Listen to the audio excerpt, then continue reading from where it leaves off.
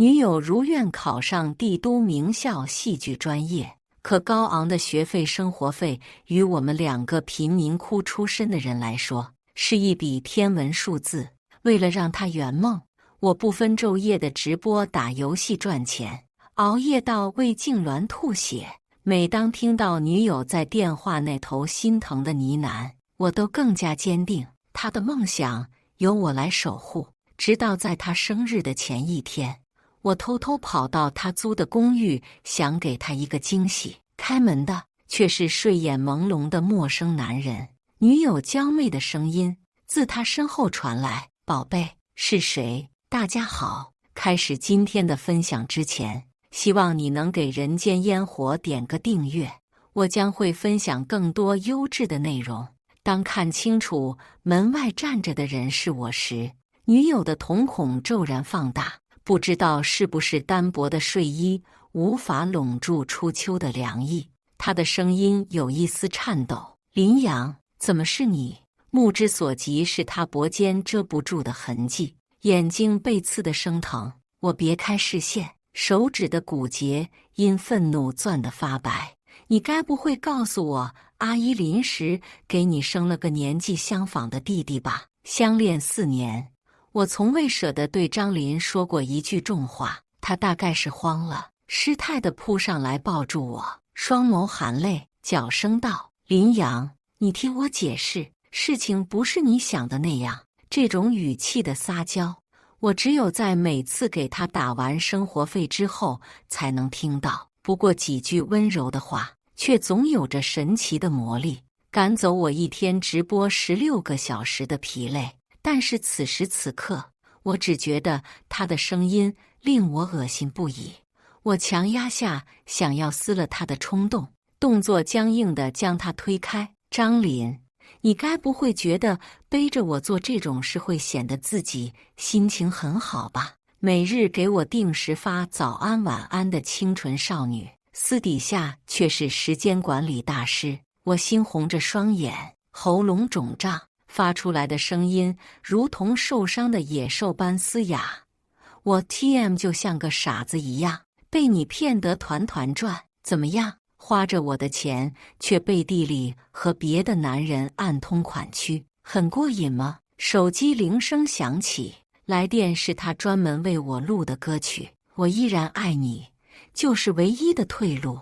我依然珍惜时时刻刻的幸福，你每个呼吸，每个动作，每个表情，到最后一定会永远爱你。我狠狠掐掉，当时有多甜蜜，现在就有多狼狈。歌词的每一个字都如同利刃，搁在我自以为是的真心上。张林害怕打雷，每到雷声轰鸣的夜晚，我都会陪他打一晚上电话。他说他是花光了这辈子所有的好运才能遇见我。他从小就生活在重男轻女的家庭里，直到遇见了我，他才知道被人真爱是什么滋味。这些动情的花言巧语让我一步步沦陷，直到死心塌地。现在看来，一切只不过是他利用我的手段而已。毕竟天底下再也没有像我一样愚蠢的傻子，放着好好的大学不去上，没日没夜的守在电脑前直播，只为了多赚点打赏，生怕他在大学里因为生活费拮据而被同学嘲笑。我晃动着手里的药瓶，你知道吗？为了每次给你多打点钱，这2年来我一刻也不敢多休息，常常忘记吃饭，把胃也折腾烂了，随时随地都离不开这种东西。我从来没有告诉过你这些，因为我的女孩，我只希望她开开心心的追梦，伤痛我来扛就好。一阵熟悉的绞痛感自腹部传来，我佝偻着腰身，喉咙发紧，直到刚才，我才知道自己就是个彻头彻尾的笑话。哈哈哈哈哈！我发疯般大笑起来，声音干涸又悲凉。张林的神情从最开始的躲闪愧疚变成焦急紧张，他上前一步，想要扶住因剧烈疼痛而站不稳脚的我。别动！我嫌恶的眼神让他的手悬在半空中，他不知所措地愣在原地，眼底氤氲起薄雾，充满委屈。该死！看到他摇摇欲坠的眼泪，我居然会下意识心疼。林阳，对不起，如果你愿意相信我的话，等到1年后，我会给你一个解释。胃部的疼痛剧烈起来，我只能用力抓紧手里的药瓶来转移注意力。怎么，是现在这个小白脸的实力不够？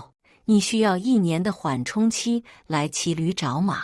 张林神情痛苦，唇瓣颤抖。阿阳，你别这样，明明是他做了对不起我的事，为什么现在还能装出一副委屈可怜的模样？我用力将手里的药瓶朝他身后的男人砸去。是个男人，就别让女人养你。男人只是侧身灵巧地躲过，然后不屑地勾起唇，不发一言。也是，谁会对一个毫无威胁的病秧子多浪费口舌呢？张林从男人的兜里摸出一张银行卡，塞到我手里。林阳，你现在需要去医院，这张银行卡里有50万，密码是我生日，足够你把胃病治好，以后不要再来找我了。说完这一切，他满脸痛苦地别过头去。我用力抑制住将卡片甩在张林脸上的冲动。志气固然重要，但是命没了就什么都没了。我身无分文，真的需要这50万来治病。一阵饭香味袭来，伴随着的是另一个男人宠溺的声音：亲爱的，饭菜好了哟，先吃我，还是先吃他？我猝然停下，回头对上张林彻底大惊失色的面容。男人端着盘子，慵懒地斜靠在门上，看向张林的眼神是毫无遮挡的情欲。被我砸药瓶的男人耸了耸肩，拍拍端盘子男人的肩膀后，潇洒离去。张林慌乱着要推他进去。王蓉，你先进去，这里我来处理就好。但他柔弱的身躯怎么会扭过执意要一探究竟的男人？王蓉一把将他揽入怀中，眼底尽是挑衅，语气戏谑：不打算介绍一下吗？我和他维持着4年来最后一次的默契，谁都没出声。我能看到他眼里的祈求和感激，而我眼里的讥讽和鄙夷也被他尽数吞没，似乎是懊恼自己的目的没有达到。男人用力地扯过张林的脸，狠狠地吻了下去，直到他体力不支，瘫软在他怀里。肿胀的唇瓣和绯红的脸颊让男人的虚荣心得到极大满足。我木然地移开视线，原以为他只是移情别恋，现在看来他是自甘下贱。我真庆幸4年来我们俩始终没有越过那条线，不然真怕自己被传染上什么不干不净的病。你自己保重。我不想再多看他1秒钟，就当这4年的真心喂了狗。慢着，我好像在哪里见过你。男人疑惑的声音自身后响起。我扭过头，对上一双探究的眼睛，我仔细盯着男人锐利的阴谋。忽然脑海中闪过几个画面。去年张林说他想去苏轼玩，我专门请了1周假陪他，结果他到了苏轼却哼哼唧唧窝在酒店里，不想出门，还说自己身体不舒服。但作为资深吃货的他，又不想此行留下遗憾，于是我只能每天都变着法的出去当地寻找地道的美食，打包回来给他品尝。好几次我外出回来都会碰到一个戴着口罩和鸭舌帽的男人，起初他并没有引起我的注意，直到有一天我看见他从我和张林订的酒店里出来，那双如鹰隼一般的眼睛直勾勾地盯了我好久。后来张林解释说，他是一名便衣警察，乔装来追捕罪犯的。我便傻傻地信了，原来他们那时候就搞到了一起。我冷笑着解开男人的疑惑，是啊，我们去年就见过了，在苏轼的魔湾月朗酒店。男人恍然大悟，语气更显轻蔑：“你就是琳琳那个狂热的追求者，放着自己半身不遂的亲弟弟不管，每天打游戏直播赚钱给琳琳花。弟弟是我生命中的软肋，我不想让任何人伤害他，所以身边鲜少有人知道他的存在。可惜，我唯独没对张琳设过防。”窒息的感觉如狂风般席卷而来，我感觉自己快要支撑不住摇摇欲坠的残躯。也许是我的痛苦极大地刺激了男人的兽性，他将手里的餐盘递给张琳后，用力咬了一下她高挺的鼻尖。小野猫，你该不会还没告诉这位痴情种你的真实身份吧？留下一句莫名其妙的话。男人哼着愉快的曲调进屋了，脑海里有什么东西轰的一下炸裂开来。我忍着喉间的腥甜，冷冷地重复着男人的半截话：“你的真实身份。”张琳将唇瓣咬得发白，额头有细密的汗珠冒出。林阳，很多事我没有办法一下子解释清楚，但请你相信我，够了。别再妄想用花言巧语骗我了。剧烈的疼痛促使我必须打断他的解释。你的话，我一个字都不信。在视野不受控制的晃动之前，我拖着僵硬的双腿倚靠在身后的灯杆上，没有及时吃药。我想我撑不了太久了。我用尽所有力气发泄着满腔的愤恨。你听着，张琳，其实我在很早以前就知道你那个变态哥哥对你做了什么，但我一直没说，包括你后来向我倾诉你的遭遇，我所有的同情和安慰也都是假的。你活该，因为你骨子里就犯贱，喜欢被不同的男人糟蹋。和张琳相处的4年里，我们像两只依偎着取暖的幼兽，互相倾诉着自己那不为人知的脆弱和不堪。在他第一次向我提起那件事时，我发誓要好好守护他，再不让他受到一丝伤害。所以他想逃离渔村，我第一个鼓励他报考帝都的戏剧专业。她长得漂亮，又有天赋，一定可以凭借自己的努力闯出属于自己的天地。而如今，我们所有的软肋都成了彼此互相攻击的武器。曾经有多亲密，现在就有多致命。我眼看着张琳的双眸变得空洞，两只手拼命捂着耳朵，身体不受控制地瘫坐在地上。她的胸口剧烈起伏，嘴唇颤抖到只能发出呜咽的嘶吼，最后痛苦地闭上眼睛。很好，张琳，就是这样，我们才能两不相欠。那个叫王荣的男人冲出来，抱住浑身颤抖的张琳，冲我大骂：“你 TM 的，我现在就找人卸了你一条腿，让你去陪你那个废物弟弟作伴。”不要！张琳痛苦地摇着头，声音悲凉：“求你了，荣哥，不要，让他走吧，是我对不起他。”身后男人的咒骂声越来越远，我扯了扯干裂的嘴角，呢喃道：“希望下次见是在你的葬礼上。”在失去意识之前，我替自己拨打了120。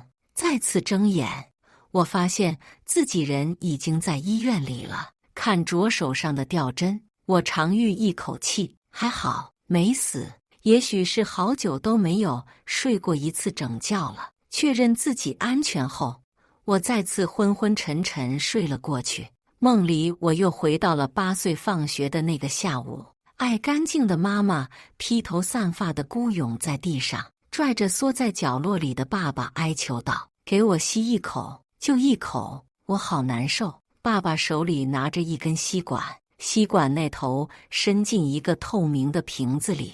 他闭着眼睛，好像很痛苦，又好像很快乐。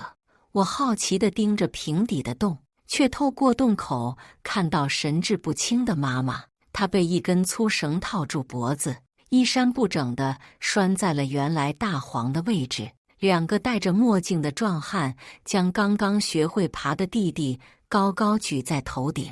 林大海，场子抵押了。媳妇也被我们玩了，还不肯交出那份资料吗？爸爸额头青筋暴起，绝望地闭上眼睛。行，你有种，就是不知道还能不能留住自己的种。不要！伴随着妈妈撕心裂肺的呼喊声，弟弟被狠狠摔在地上。弟弟！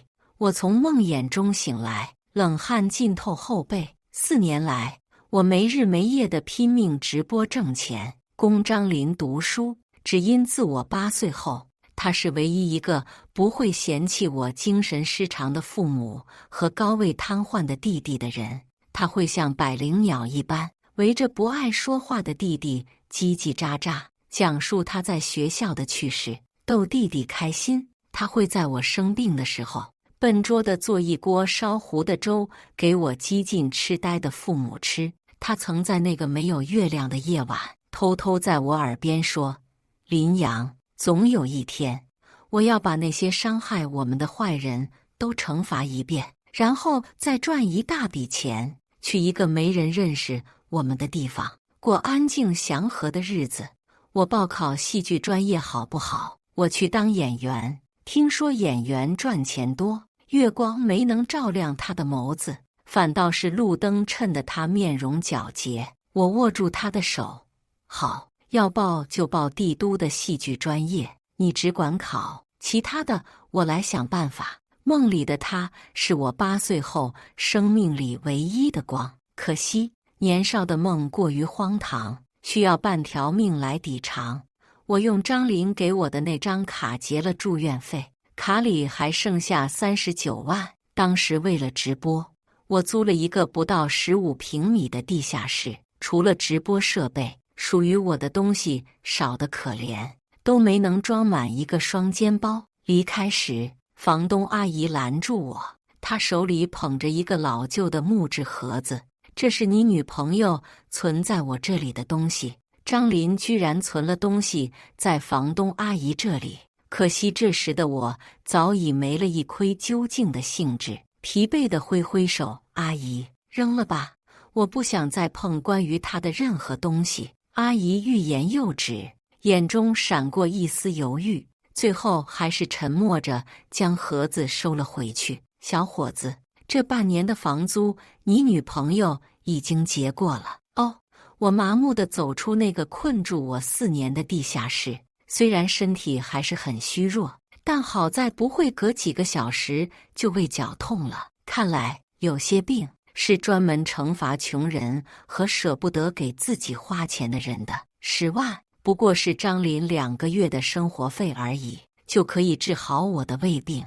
我用剩下的钱在老家附近的县城买了一套2居室，我想用余生弥补对父母和弟弟的亏欠。弟弟从小就很懂事，也没有因为双腿的残疾而自暴自弃，反倒是常常在我身边默默支持着我的一切。这次回来，他第一时间看出了我的反常。“哥，你是不是和琳琳姐闹矛盾了？她怎么没有和你一起回来？”看着弟弟清澈的眼神，我犹豫了。我无法告诉他，他心里那般纯洁无瑕的琳琳姐是一个水性杨花、满嘴谎言的骗子。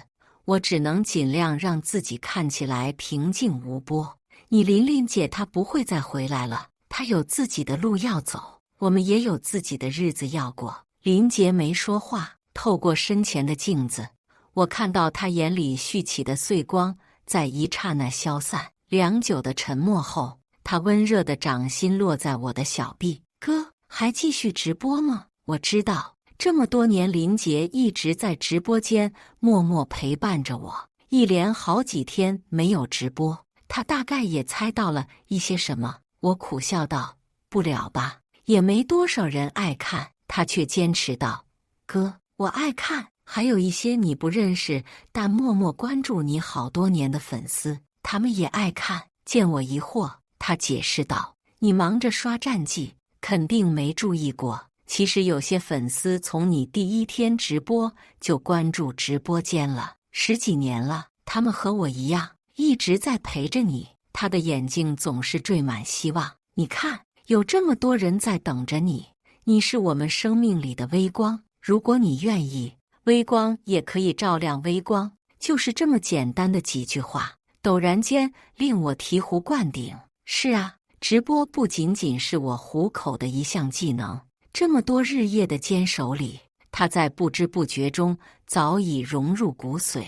生活还要继续，如果我因为张林因噎废食，才是真的不值得。想明白这一切后，我马不停蹄赶往渔村的老家。当初打算放弃直播时，我将所有的直播设备都锁在了老家的偏房。偏房曾是小时候父母居住的房间，自从他们精神失常后就上了锁。10几年来，我始终没有勇气再打开它。如今失去一切之后的我，反倒生出一种无所吊位的坦然。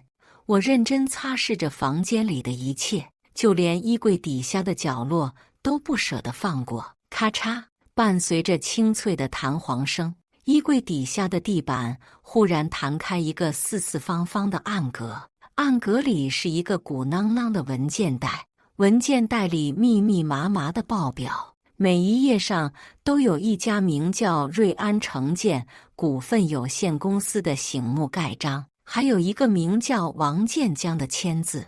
8岁那年的往事猝然浮现在脑海。几个壮汉没能从父亲手里拿到他们想要的东西后，恼羞成怒，将弟弟摔成残废。直觉告诉我，他们使尽手段想要拿到的，会不会就是藏在暗格里的东西？这个可怕的猜测瞬间化作冷汗，浸透我的全身。颤抖着双手在网上输入瑞安城建几个关键字，一连串的热搜跃然屏幕。瑞安城建公子哥王蓉携新欢温泉1日游，经瑞安集团欲与恒宇地产联姻，联姻对象竟为恒宇遗落民间的千金。张林和王蓉的照片赫然放大在热搜的中间。有什么呼之欲出的念头在脑中一闪而过。就在我要抓住时，突兀的电话铃声打断了我的思考。哥，爸妈不见了。林阳的声音里满是焦急和恐慌。我顾不得多想，匆匆将房门上了锁。当我赶到新房时，林杰正双手抱头，身体不住地颤抖。他喃喃道：“都怪我。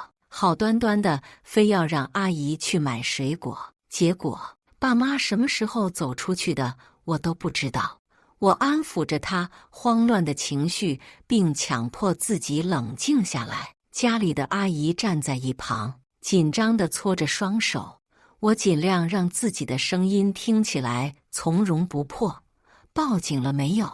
阿姨面有愧色，小声道：“报了。小杰报警后才给你打的电话。”我点点头，然后熟稔利落地组装好电脑，登录游戏直播间。我打算动用一下同城粉丝的力量，帮忙寻找父母。也许是太久没有看到我直播，我一上线便遭到粉丝的热情围攻。主播怎么突然停播了？是不是出什么事情了？主播怎么消失这么久？主播加油！主播终于上线了！主播万岁！满屏的弹幕中，一个名叫清风不来的 ID 引起我的注意。他不停地在发着同一句话：“二老在我家。”我还没来得及将二老的照片挂到直播间，而他所发的信息明明就是在暗示我父母在他那里，似乎是在等着我私信他。当我点进去他的主页时，发现那里只留了一串电话号码。我按下那11位数字，嘟，电话被秒接。然后传来一个年轻的女人声音：“你是林阳吧？”我依照电话里的地址来到了一家咖啡厅，果然见到了失踪1天的父母，还有那个戴着墨镜的女人。隔着10几米的距离，父母激动地冲我手舞足蹈，嘴里却因为着急说不出一句完整的话。阳，喝水，这儿。待我快步流星走了过去后，他们反倒像2个犯错的儿童一般，低头紧张地摩挲着手里的杯子。这些年一直被关在渔村狭小的房子里，他们一定是闷坏了吧？而我却只顾着拼命赚钱，供张林花销，从没顾及到他们的感受。想到这里，鼻子不由得酸胀。我将提前准备好的红包递给对面的女人，谢谢你帮我照顾走失的老人，这是一点心意。她没有接，墨镜遮掉她脸上的表情，只能听到她试探性的声音：“你是林大海的儿子？”我顿时心中警铃大作。你是谁？渔村的邻居，甚至家中亲戚，都在那场变故之后渐渐疏远。10几年了，再没有人称呼起过父亲的名字。我父亲叫李云国，曾经和你父亲是同事。提起他父亲的名字，我明显感到他声音里极力压制的那种痛楚和绝望感。他扭头望向正在嗦着吸管的父母，虽然他们如今是这副样子，但是至少你还有尽孝的机会，不像我，再也见不到我的父母了。我简直不敢相信自己的耳朵，一瞬间，似有一盆凉水将我从头到脚浇透。片刻后，我听到自己颤抖的声音：“当年的事情，你是不是知道些什么？”他叹口气。先把伯父伯母送回家吧，我们换个地方谈。我跟着李柔来到了一处废弃的烂尾楼，这栋烂尾楼就在渔村不远处，只有6层楼的高度。小时候，我经常一个人来这里玩。他将墨镜缓缓摘了下来，指着远处已经成型的毛坯壳子，声音嘶哑：“那里，我爸妈的尸骨就被封在那堵水泥墙里。”我瞬间停住脚步，难以置信地转头望向他。他没有落泪，但脸颊上的肌肉却在隐约颤抖着。我知道他在极力抑制着奔腾翻涌的情绪。当年我爸还是瑞安城建，也就是现在的瑞安集团的包工头，他发现施工用的材料严重不合格，根本就无法支撑18层的高度。如果强行将楼层盖到高层，必然会导致中途坍塌，工人白白丧命。这栋楼是当时炙手可热的搬迁工程，上头拨下来的资金充裕，就算是再克俭开支，也根本不可能用如此不合格的材料来做工程。我爸干了一辈子的工程，从来没有见过如此心黑的开发商，简直不把人命当回事。一气之下，他就去找了当时负责这项工程的工地材料采购员。说到此，他的目光瞥过来，怔怔地望着我。我忽然想到了在老家暗格里看到的那一堆报表，下意识开口道：“采购员，你是说我爸？”他点点头：“对，你爸林大海就是负责当时工程材料采买的相关负责人。”听到这话，我不由踉跄一下，紧接着意识到什么后，连连摇头：“不可能，我爸不会干那样缺德的事情。”李柔苦笑一声：“他当然不会，不然你们家如今也不会落得如此下场。我爸找了你爸之后才得知，原来你爸作为采购，一直在垫资采买，楼已经建了6层高了，上头的钱却迟迟没有拨下来。后来的1个月里，我爸回家越来越晚，精神也越来越差，动不动就半夜惊醒。终于，在一天夜里，他叫醒熟睡的妈妈和我，叫我们赶紧收拾东西逃离这里。可惜，还是被抓了回去。他们趁乱将我塞到一根空心的水泥柱里，我亲眼看着爸妈被那些畜生扔到了水泥池中。说完最后一句话，他红肿的双眼几乎要沁出血来，豆大的泪珠顷刻间决堤崩落，伴随着天空中的雷声轰鸣，雨水与泪水交融，冲刷在他充满恨意的脸上。我将他揽入怀中，许久才找到自己的声音。所以，当年他们2个一定是发现了王建江腐败的证据，所以才会惨遭灭口。他努力克制着自己崩溃的情绪，盯着我的眼睛道：我爸咬死说并没有瑞安城建腐败的证据，可他们不信，在将我爸妈残忍的埋尸后，竟然又找到了你家。后来的事情你就都知道了。是啊，他们无所不用其极，先是设计我父母染上毒瘾，抵押了辛苦经营的厂子，后又用弟弟的性命威胁，直至将我爸妈活活逼疯。滔天的恨意将我吞没，伴随着血腥味，从牙缝里艰难地挤出几个字：我要杀了他们。李柔苦笑：你以为我就不想吗？这10几年来，我做梦都想吃他们的肉，喝他们的血。可是作为一个平头老百姓，我除了苟延活命，什么都做不到。我一拳砸在粗糙的水泥墙上，鲜血渗进干涸的墙面。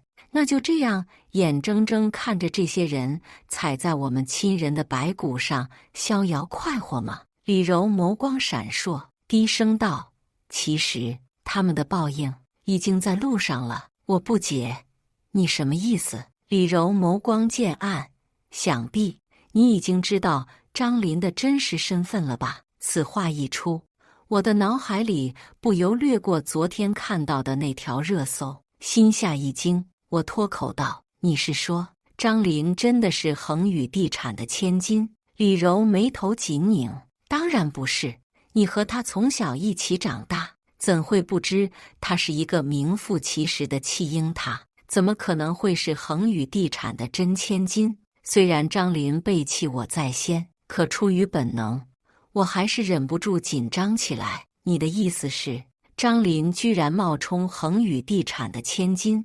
那人家真正的女儿回来，岂不是一下子就露馅了？看到我焦急的眼神，李柔突然笑了：你果然还是在乎他的，居然被一个刚认识不久的陌生人看穿心事。我下意识反驳道：早就不在乎了。他轻笑一声：我都没说是谁。看着李柔得意的神情，我懊恼地别过头，冷冷道：这又和当年的事情有什么关系？他并没有回答我的问题，而是眼神骤冷：放心吧，他们真正的女儿永远都不会再回来了。你不待我的猜测问出口，他的表情骤然变得狠厉而冷血，因为他已经被我们亲手了结了。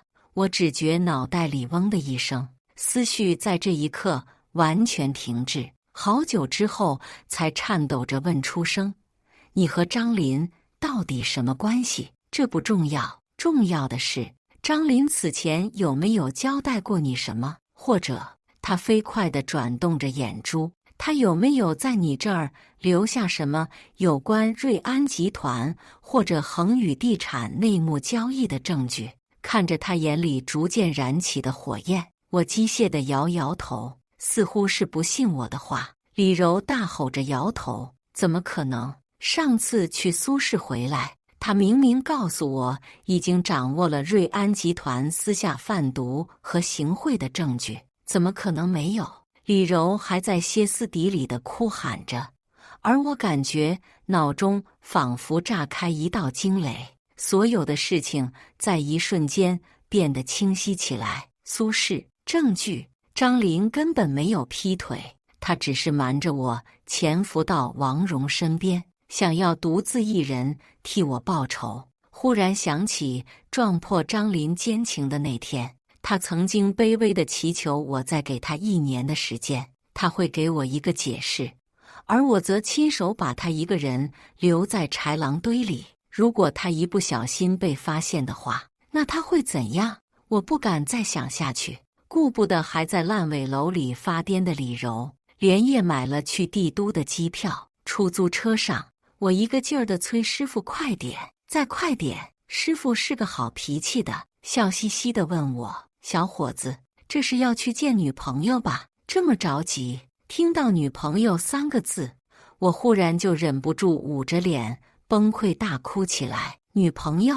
我还配做张林的男朋友吗？曾几何时，我信誓旦旦地说要保护他，不让他再受到任何伤害。可我究竟做了什么？就在不久前，我亲手将他不为人知的伤疤撕烂。我指着他的鼻子诅咒他，骂他活该被养父母的儿子猥亵。见我一个劲儿地薅着自己的头发，拍打自己，师傅吓坏了，连忙劝道：“小伙子，别着急。大叔年轻的时候也经常和媳妇吵架，那时候年轻不懂事，现在不也修成正果了呢？知错就改，态度好一点儿，买束花给人家姑娘认个错，只要两个人好好的，有啥大坎过不去啊？他一定会原谅你的。”接过司机师傅递来的纸巾，我难为情地擦拭着脸上的泪痕。对不起啊，师傅，吓到你了吧？师傅笑呵呵地说着，没关系。忽然，车载频道里传来嘈杂的新闻声，下面插播一条最新消息：瑞安集团继承人与恒宇地产千金在邮轮举行订婚仪式时，邮轮不幸爆炸。据悉，此处参与订婚仪式的人有双方父母和帝都某市政官员，均已不幸遇难。爆炸原因正在初步调查中。我不知道自己是怎么下的车，也忘记回家后把自己关在卧室里有多少天了。只要一睁开眼，就会看见张林浑身是血的站在我面前，还有那些他说过的话。林阳，总有一天，我要把那些伤害我们的坏人都惩罚一遍，然后再赚一大笔钱，去一个没人认识我们的地方，过安静祥和的日子。林阳，很多事我没有办法一下子解释清楚，但请你相信我。林阳，对不起，如果你愿意相信我的话，等到1年后，我会给你一个解释。看着镜子里凌乱不堪的自己，忽然觉得可悲又可笑。也许自从张林收到大学录取通知书的那天，一个名叫自卑的魔鬼已经悄然附身到我的灵魂。看着越来越优秀的他，那个魔鬼在无数个日夜里疯狂滋长，所以在看到那一幕的时候，我才会不管不顾地给张林判了死刑。有人说，当你想要去试探一块玻璃的时候，它就注定了破碎的命运。而张林死在了我误会他的那个早上。7天后，在张林下葬的上午，我赶到了帝都方形花丛中，他的照片恬静优雅，仿佛卸下所有的疲惫和负担，无声无息地离开了这个不曾善待过他的世界。闭上眼睛，我似乎能感受他熟悉的呼吸声，微风拂过，有人在轻声呢喃：“林阳，再见了。”原来真的会有一语成谶，原来再见真的会是在他的葬礼，也许是肢体记忆。我竟不知不觉溜达到了自己曾经租的房子旁边，房东太太不知道从哪里忽然冒出来，拍了拍我的肩膀：“你是林阳吧？我差点都认不出你了。”我麻木地点点头：“阿姨，我是林阳。这孩子和女朋友闹别扭了吧？多好的女孩呀！你退租后依旧替你继续交着房租，还说你一定会回来的。”房东太太的话令我一激灵，几乎不敢相信自己的耳朵。“你说什么？”房东太太微笑着将钥匙放在我手里：“那姑娘上周刚来过，还说你这周一定会来的。哎，这不你就来了。”临走时，老太太还不忘嘱咐我，要好好待人家，别总吵架，女孩子是要哄的。我打开房间，一个熟悉的盒子摆放在桌上，正是上次离开时张林托房东太太转交给我的那个木质盒子。可惜我当时沉浸在巨大的仇恨里，并没有接受。咔嗒，盒子被打开，里面放着3张银行卡、一个 U 盘，还有一封信。我颤抖着双手打开那封信，原来大3的时候，张林在一次偶然的机会结识了李柔，了解到了我爸妈被害的真相后，两人便在私下里商议，以张林为饵，伺机找出能够指控当年真相的证据。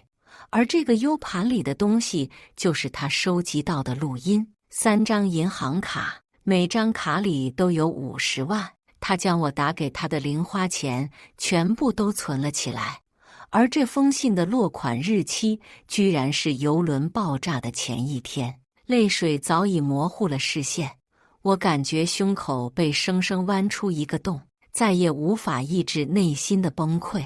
我声嘶力竭地哭喊出声：琳琳，我不配，我不配你为我做这些。琳琳，等我。我找到李柔，将老家暗格里的东西，还有张林留下的 U 盘交给了他。那些禽兽虽然死了，但他们的恶行应该公之于众，以便后世唾骂。看着我视死如归的样子，李柔似乎明白了我要做什么，神色紧张起来，笨拙地劝道：你别做傻事，你父母和弟弟怎么办？我将3张银行卡递给他。大丈夫行走于天地间，应有所为，有所不为。张林为我拼尽最后一丝力气，我也如是。这3张卡里是150W， 我们都是可怜人，希望你以后空了能替我看两眼家人。李柔见我去意坚定，不再劝说什么，只能噙泪点了点头。1个月后的夜晚，我叫开了张林养父母的门。开门的是张林的哥哥，他叼着香烟，手里还横着手机屏斗地主，满脸不耐烦地问：你找谁？